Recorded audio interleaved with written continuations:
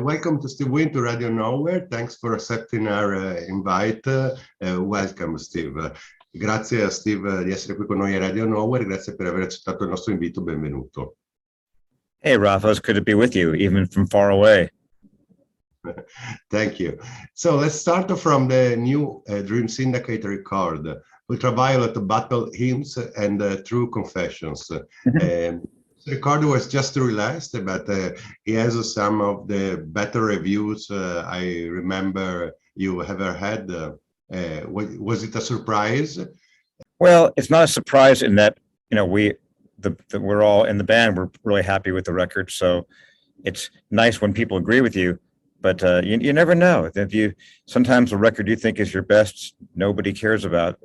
You can't predict these things, but everyone seems to like this record. I think in a way, there's two things happening. I think people do like the record, but also it's kind of a summation of what we've done in the last 5 years. This is our fourth record since we reunited, and this feels like kind of a summation of the things we've been doing on the last few albums. So maybe people are applauding this record, also applauding that we're showing we're here to stay. You tell a summation. I think that this record sound different from the previous three, particularly from the last one, The Universe Inside, where there were long songs, a jam session in a record. How this sound came for us different from the other record? Well, that last record, The Universe Inside, was it really took a certain element of the band to an extreme. It was us doing the more free-form, jammy side of what we do, more, 100% in that direction than anything we'd ever did before. So it was exciting, and we all really liked it. All of us in the band were pretty excited by that record, but we weren't going to do the same thing again. We thought about it. We thought, well, let's do another record of free-form, free jazz, wild, jamming stuff, but we did it. And each time the Dream Syndicate goes in the studio, each time I go in the studio, you don't really know till you walk in the door what you're going to do. You think you know. You think, oh, I'm going to make a pop record. I'm going to make a rock record. I'm going to make a jazz record. I'm going to make a, whatever, a psychedelic record. You think you have an idea, and then reality hits you, and you can do one of two things. You can either try to force the direction you want, or you can go with whatever's happening.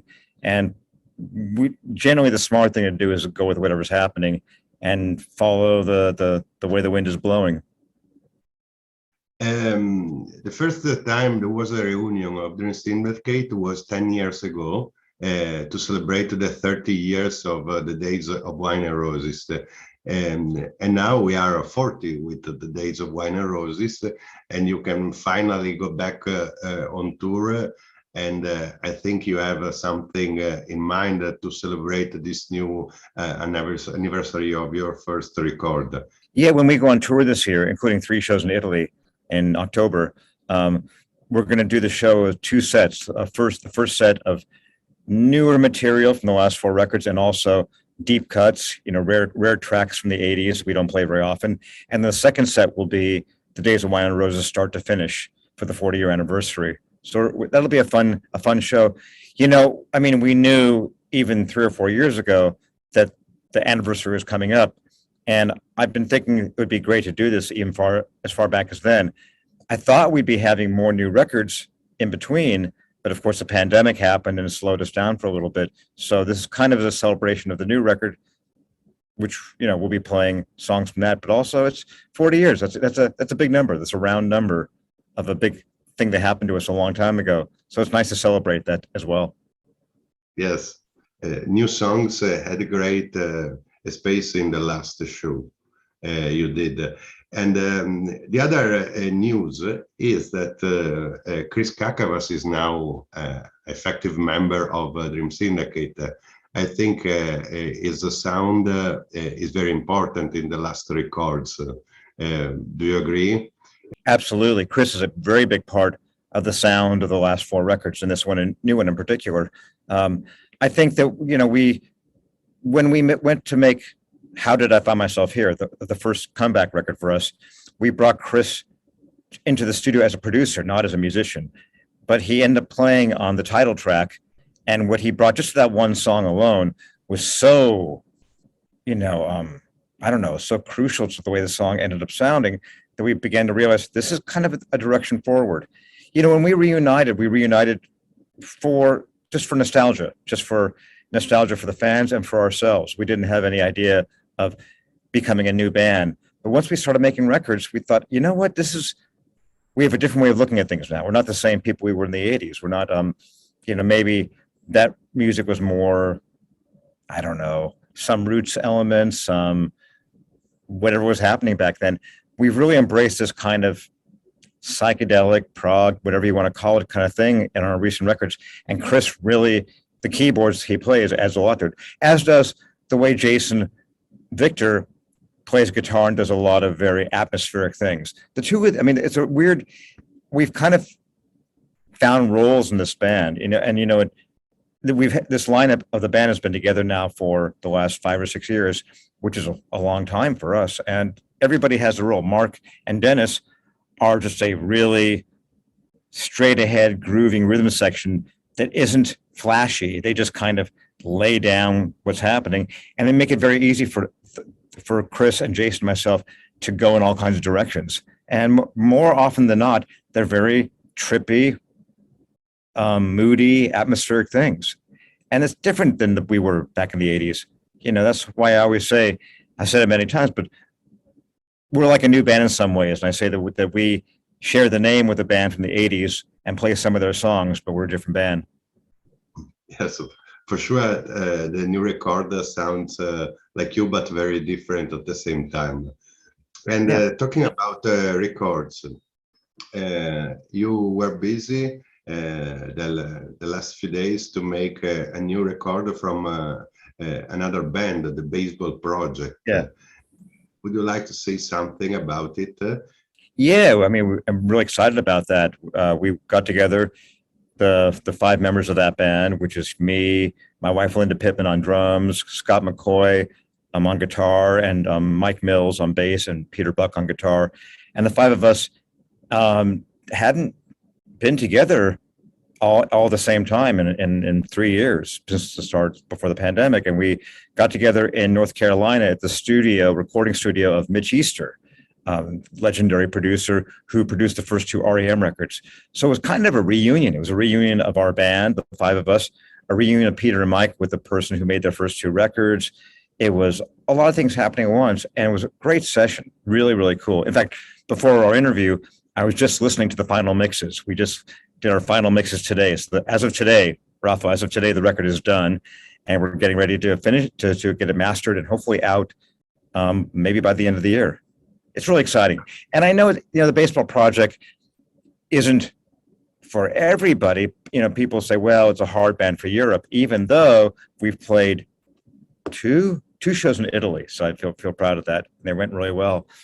But it really is, even though we sing about the sport of baseball, it's just a rock and roll band. It's just a band that plays music where you can hear elements of all of our individual bands, of REM, of the Dream Syndicate, the -5, all those bands combined. And the subject matter, instead of love or work or life or this, that, is baseball. It's just a different thing to sing about. Oh yes, I remember. So one of these concerts, I think it was 11 years ago, maybe, in Brescia. There was a woman that opened for you, that played even with a soap. Do you remember? I do, yeah. What was her name? I forgot the performer. I remember her show. Yes, me too. Okay, I do remember it was a lot of rain that night, and it was supposed to be outdoors, and they moved it to an indoor venue at the last second. Yes, you are right. Yeah. We were moving indoor from outside for the rain. Yeah, well, that happens. The Dream Syndicate played a festival in Norway last weekend, and it was raining until the moment we went on stage. So you can't predict when you're playing outside. You get what you get. Yes, it's good to be on tour after the stop due to the pandemic. You always are on tour, and you love to be on stage, isn't it? I do. I mean, I love writing songs and making records, of course, but my favorite thing is probably playing live and touring. And I like, touring is a beautiful thing that you don't always get in life, where every night you get to rewrite the story. If you go out and play a show and you go back to your hotel room and think, well, I wish I would have played these songs, or I wish I would have sung it that way, or I wish I would have, had this kind of a show. The next night you can do that. And that's exciting. Every night it's a new thing, a new city, new people, something that hasn't happened quite that way ever before. And it's a very, there's a reason why people like Bob Dylan and Paul McCartney are still doing it after they turn 80 and like forever, because it really is a kind of thing that, people always say, oh, they must be doing it for the money, or they must be doing it for the ego. It's like, no, I think when you've done this kind of thing where you've had the chance to play live every night, it's hard to stop doing it because it's so much fun.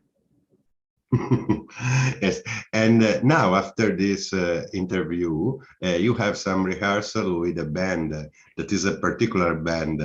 Would you like to tell us something and maybe show around that you are in a rehearsal room? Yeah, I'd be glad to give you the tour. I have a band here in New York, a really fun band that only has played 4 or 5 shows, called Remake Remodel, and it's a band with me and Linda Pittman, my wife, and Jason Victor from the Dream Syndicate, and a guy named Sal Maida, who was in Roxy Music and Sparks and a lot of other bands. And we're called Remake Remodel, named for a Roxy Music song. And we do Roxy Music covers, but also a lot of other covers of, all our favorite bands. It's just a way to get together and have some fun, but we hadn't played in a while. And right now you can see this beautiful blue curtain. I'm at my rehearsal room that Linda and I have together. We call it the Chimp Factory, like monkeys. And we did all of our live broadcasts during the pandemic, our live virtual concerts here. So I'll give you the tour. Here's where we're going to be making music later on. That's there it is. You can see Linda's drums. There's the Who poster, Bob Dylan back there. Got some guitars. It's it's a little room, and in New York, it's really important to have a room like that where you can get together with your friends, because here we don't have garages, we don't have big houses with basements. We have little apartments, and hopefully a place you can go and keep all your amplifiers and make music. So here I am, and in 3 hours I'll turn into Brian Ferry just like that. Yeah, thank you, Steve, for this interview. I hope to see you soon on stage and tour. I think October in Italy. All right, great talking to you like always. I'll look forward to seeing you in October. Ciao. Ciao, Raffo.